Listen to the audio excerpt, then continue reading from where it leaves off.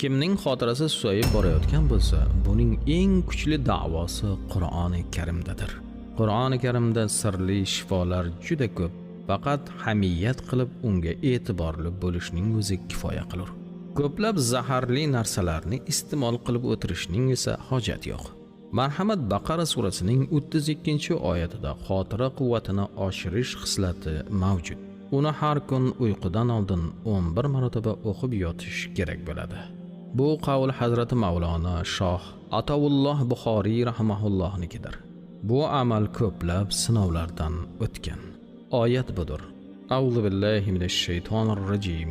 Bismillahirrohmanirrohim.